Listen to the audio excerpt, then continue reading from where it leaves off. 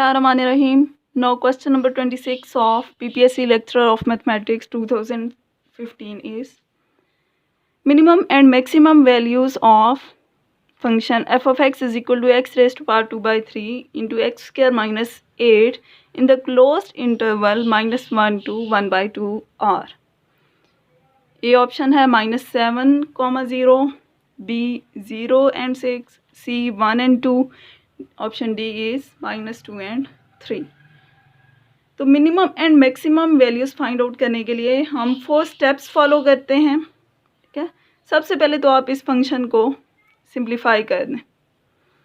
ये जो बाहर टर्म पड़ी है x raise to power 2 by 3, इसको हमने मल्टीप्लाई कर दिया x स्क्वायर -8 से, तो हमारे पास बन गया function x raise to power 8 by 3 minus 8 x raise to power 2 by 3.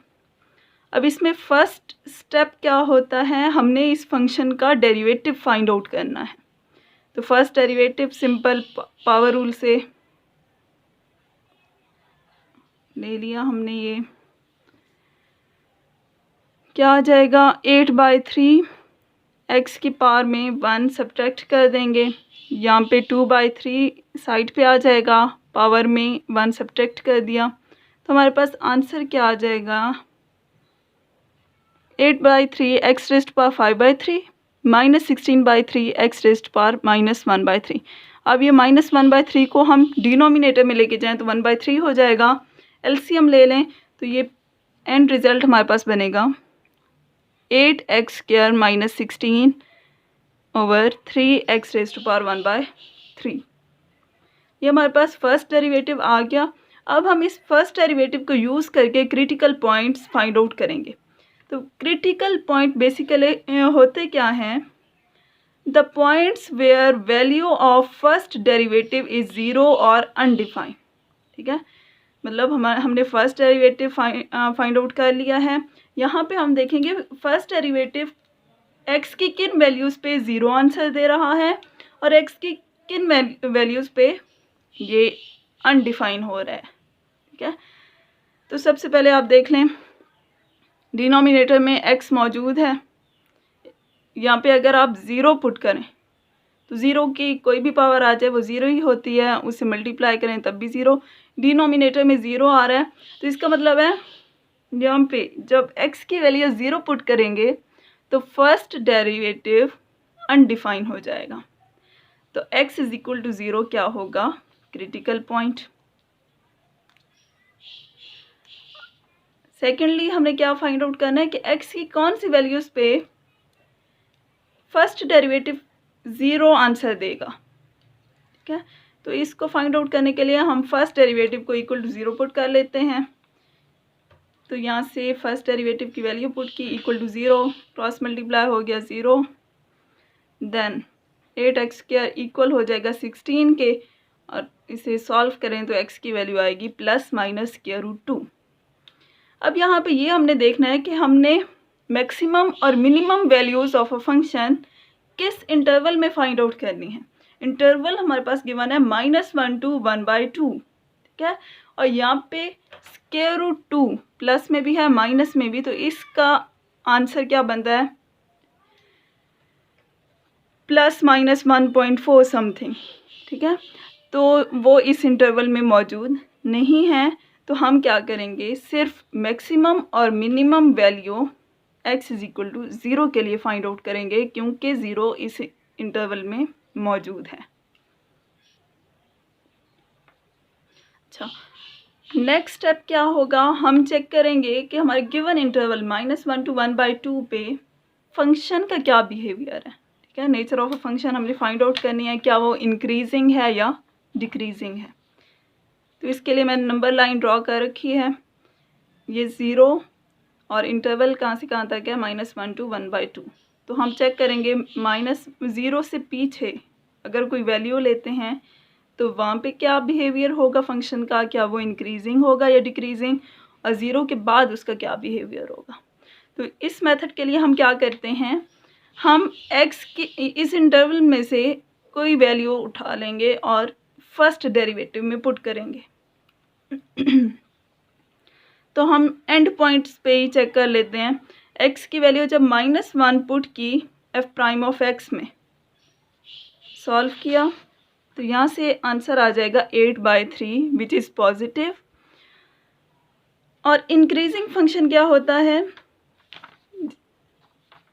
Increasing function या हम ये कह सकते हैं बाय फर्स्ट डेरिवेटिव टेस्ट, अगर जो पॉइंट पुट किया है फर्स्ट डेरिवेटिव में, अगर आंसर पॉजिटिव आ जाए तो फंक्शन इंक्रीजिंग होता है, और अगर नेगेटिव आ जाए तो फंक्शन डिक्रीजिंग होता है। ठीक है, तो यहाँ पे ये हमारे पास फर्स्ट डेरिवेटिव में -1 पुट करने से आंसर क्या आ गया? Greater than 0।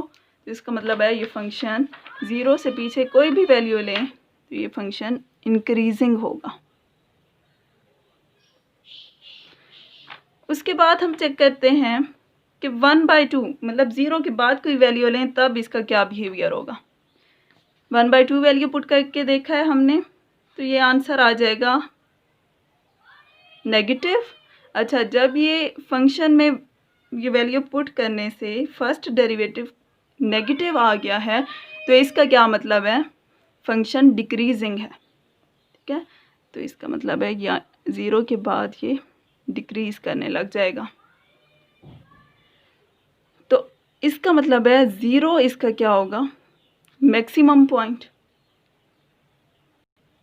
अगर फंक्शन 0 पे मैक्सिमम वैल्यू दे रहा है तो अब हमने मैक्सिमम पॉइंट फाइंड आउट करना है, तो हम क्या करेंगे?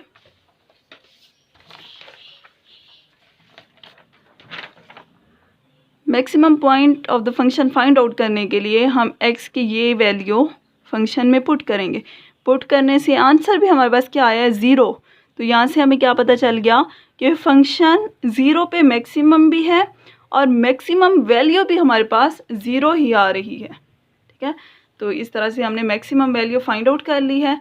अब अगर हम क्वेश्चन देखें तो क्वेश्चन में हमें मिनिमम एंड मैक्सिमम वैल्यू, तरतीब अगर आप देखें पहले मिनिमम की बात हो रही है फिर मैक्सिमम की, तो मैक्सिमम वैल्यू 0 आ गई। तो हम अगर अपने आंसर देखें तो ए ऑप्शन में सेकंड नंबर पे 0 लिखा हुआ है, बाकी कोई ऐसा ऑप्शन नहीं है जिसमें सेकंड नंबर पे 0 लिखा हुआ हो।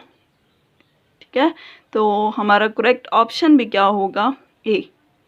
अगर आप मिनिमम वैल्यू भी फाइंड आउट करना चाहते हैं तो वो कर सकते हैं, वो -7 पॉइंट समथिंग आएगी। ठीक है, तो उसको करने की ज़रूरत ही नहीं है क्योंकि इससे मिलता जुलता आंसर कहीं पे भी मौजूद नहीं है। कोई ऐसा आंसर नहीं है जिसमें सेकंड नंबर पे 0 लिखा हुआ हो।